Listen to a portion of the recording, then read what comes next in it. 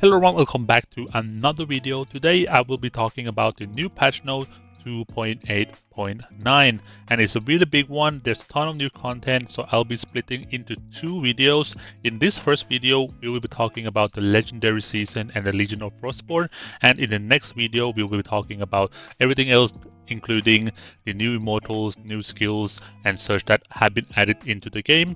With that being said, let's jump into the new updates. The first thing we're going to talk about in this video is the professional contract system. It's going to be a whole new system coming into the KVK and only for legendary season players. And I like this a lot because the fact that we have to wait, 18 days to 20 days for something to happen in KVK can be a lot for many people, including myself, because it's draining. When the gates open, we have a huge momentum, right? But then the momentum dies after like 2-3 days and we have to wait for the next gates to be open and stuff like that. And it can take a lot of time just doing nothing, like just farming, which is a little bit boring for me and probably boring for a lot of people as well. So having something like this happening at the same time as KVK can be really, really good. And having something to do all the time, which I believe will be very, very good for a lot of people. And opening time only in legendary season, and that's very simple. Battlefield changes and mechanism adjustments. Legion of Frostbourne cities and checkpoints, new third form. Very interesting. It seems like we're gonna have energy core into the cities or checkpoints, which will be exposed after the wall durability reaches 0 and the number of defenders reaches 0. So we're going to be having something like a third layer kind of thing into the cities and checkpoints, which I don't really mind. I hope that's going to be really interesting and how do you approach all the new stuff coming into the game. Attacking energy cores. Energy cores can only be attacked by altar stones, which gives me like a hint, like you need to build something like a Tesla tower, if you know what I mean, like a tower that is going to beam out the core of the cities or the checkpoints. Is that going to be how it's going to be looking like? If I do have a picture or like a video example of this in the future before the KVK, I'm definitely going to be posting about that, because for me that sounds very interesting. And if multiple federation attack the cities and checkpoint, well, it's going to be the same stuff, right? The last hit of the for example, the objective is going to become the owner of it, like like we're already having right now. And new building, altar stone. This one is really, really interesting, and I'm really curious how it's going to be like, because everything is related, right? And how do you build this? Do you have to how much resources, how much time do you have on you to build this kind of stuff? Altar stone are new auto defense buildings for alliances that can protect cities, checkpoints, and actively attack enemies. So, like I mentioned a little bit, like a few minutes ago, is it going to be like a tower, like tower defense stuff and tower attack stuff? Is that going to be like something like that? Because that actually looks not too bad, or sounds too bad, right? But we will have to see when it comes out. And construction and production, ultrasound require materials manufactured by alliance contracted master craftsmen. I will talk about master craftsmen and alchemists later in this video, because we do have their own basically a section for that, and can produce altar stone using these materials, while alliance R5 and R6 member can select the location for construction. And also the R5 R6 can also select targets, which is going to be really, really good. So we'll see how that works. And keep in mind, altar stone can disappear if the time limit expires. So yeah, we will have to make a video about that as well when it comes out, because that's going to be new to all, pretty much all the people. And keep in mind, if you are not in legendary season, you should make an alt on one of the servers that are in legendary season to try and participate in this, to see how it works for yourself as well. Or you can wait for content from other PLs, which is going to be very good as well. And altar stone attack priority, we have energy core first, and then we have altar stones of other alliances, and Lord Castle after that, and then Lord troops. So this is going to be really interesting. But to me, it sounds like very much like tower defense stuff. So that's good. I wonder how much damage that thing gonna do, because if it do a lot of damage, I think we will be complaining a lot. We're gonna hear a lot of complaints, but we just have to see when it comes around. Defense restrictions and removal rules. All stones can be demolished by altar stones of other alliances. So you have to place a tower next to a tower just to have them attack each other. Is that how you the only way you can basically remove an altar? Can you do it with troops? You just have I have a lot of questions for that. So when I know about this, like I said, I will make a more in-depth video about this as well. And yeah, lower troops cannot directly attack them, which just reply a little bit or answer a little bit on my question, but it's just not everything that I want to know, because if that is going to be the case, right? So it's tower against a tower. You just have to garrison or send your troops to the tower to make them attack another tower faster. Is that how it's going to be like? So yeah, we will have to see. Altar stones are not permanent building and have a limited duration. If not destroyed within the time limit, they will automatically disappear. So once you basically summon an altar, you're probably going to be there for like 10 minutes, right? 10 to 15 minutes, and then they will disappear. So yeah, that's going to be definitely interesting for a lot of people to see, because in my mind, it really reminds me of like a tower defense kind of stuff that added into the game, but I might be wrong, right? And then we have unit boost items. I think this is going to be, I don't know how that's going to, work out for our troops though, because we do already have a very strong boost in like Norheim, and then we have KVK boost. Is this going to be the whole different boost? Then it's probably going to be good, right? Because that comes with the new update, new patch, new gameplay. This might be even better than what we had before or what we have now. So yeah, usage restrictions can only be used within legendary season, which is same as the KVK boost, and take effect during the current season of production. They will be clear when the season ends, so there's no point of trying to save up for next time. And we have usage attempt rules. Each unit boost have a usage limit and must be manually activated. Okay, that's very straightforward. And then boosts are fully consumed, and the new item will use to replenish the charge count. Yeah, that's very straightforward as well. How to obtain them? This one is a little bit confusing, because do you only have to be like master craftsman to get it, or you have to buy gift pack purchases? That can be really expensive for some people. And if one of the people that are choosing profession as master craftsman, can they give that items to the next person? That you have to see, right? Because that's one of my questions for this part. And then we have item distribution rules, and unit items produced by alliance members will be distributed via mail at midnight or reset the following day to alliance members who were active during the KVK map the previous day. So they're going to be like really interesting to see how all of this kind of stuff works, because now we do have a lot of content coming in here and can take a lot of time to get used to all of this.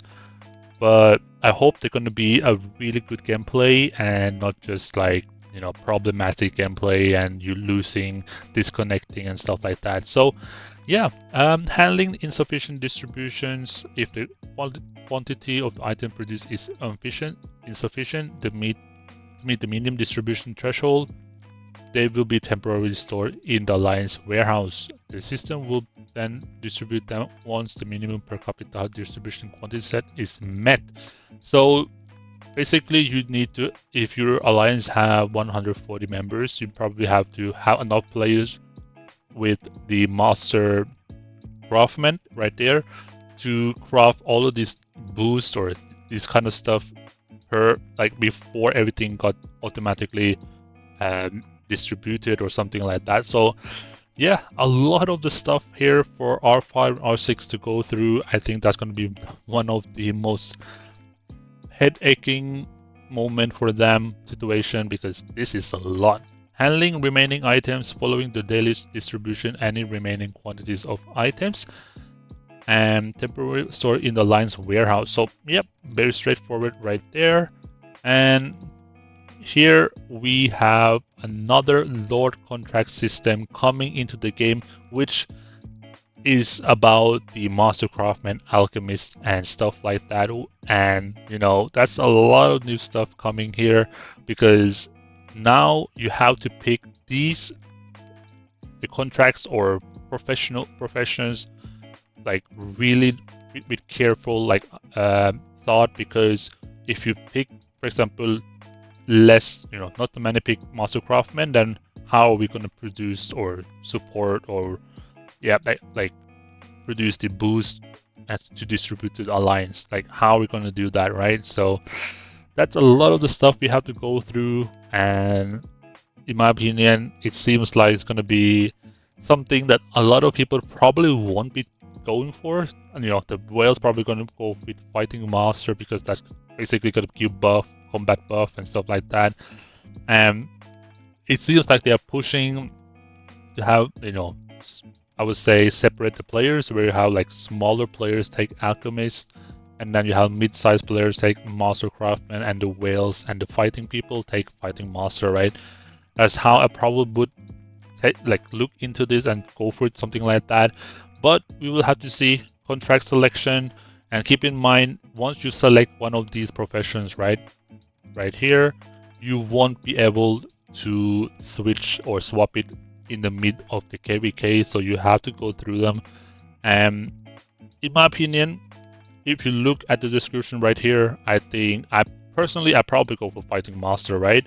But if I had to, I'd probably go for master craftsman as well. So that is like one of the two I'd probably pick if I had to pick one, but you never know, maybe we need something else as well. So after successfully registering for the Legion of Frostbourne, the Lord contract can be selected during the preparation period. That is going to be something very similar to the kind of like a talent we picked before the IB League, right? Like what kind of talent you want to pick for this match. I think it's going to be the same thing for the KVK, like different, like same mechanics and stuff like that, but different, you know. Here we have professions. And yeah, the profession is locked, like I mentioned, and if you didn't select any professions before the war begins, it will automatically assign you fighting master as well. So that is going to be, you know, it really depends, right? But those who wants to have the altars and stuff, dealing with all the altars and dealing with all the boosts and how you craft stuff like that, have to take master craftsman and alchemist at least, right? And quota restrictions. Each type of lore contract within Alliance will have a limited quota. So I'm wondering how much the quota can be. It's like 20 people each of the professions, or it's going to be like 30, maybe 50. We will have to see. Contract development. Each contract has exclusive talent tree, which is going to be very, very interesting. Talents must be activated progressively by investing contract crystals, with the talent tree providing buff and exclusive function with each corresponding investment. This route right here, investing contract crystals, is going to be like the same thing we have with, you know, upgrading the buildings, with the investing those Azure crystals into the cores. It's just going to be like something like that, because then, wow, that's a lot of new things coming into the game then. Like really, really huge update for this.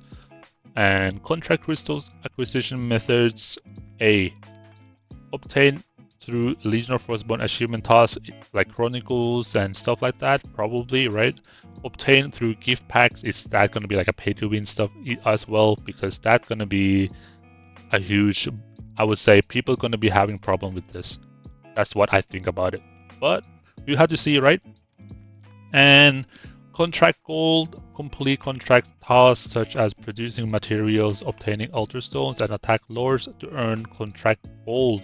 This is going to be very interesting, because it's like we're going to have our own like contracts into this, just to basically progress into all kind of like, is it going to be like a battle pass kind of stuff? Because that's what it seems like. And then the more gold you earn, that can be used in the shop.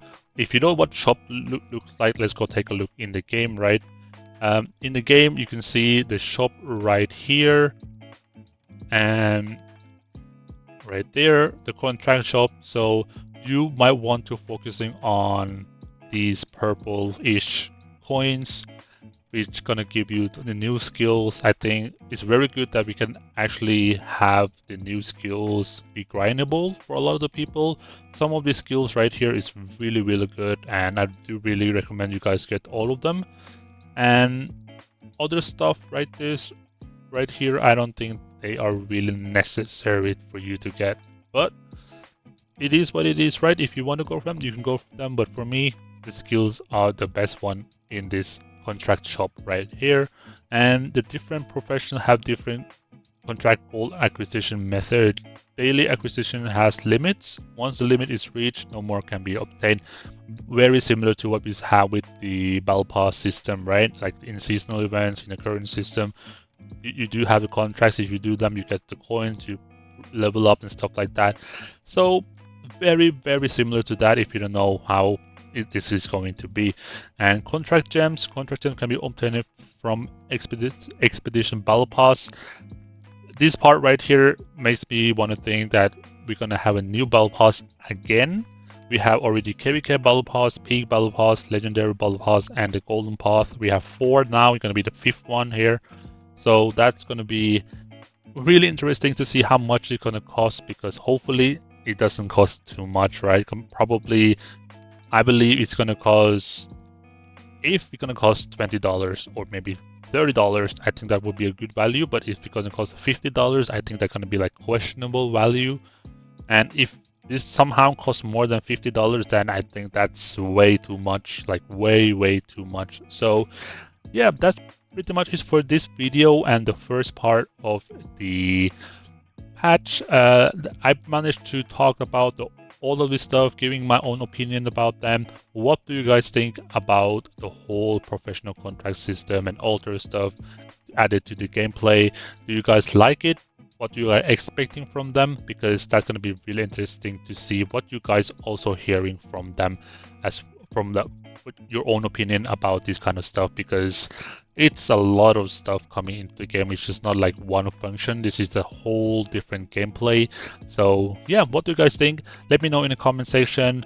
I would love to see, maybe I did view some stuff wrong. Maybe you have your own kind of opinion about them. Let me know, because I would love to see what kind of stuff coming into the game that I, for example, didn't understand, right? But yeah, that's it for this video. Thanks you guys for watching. See you guys in the next video.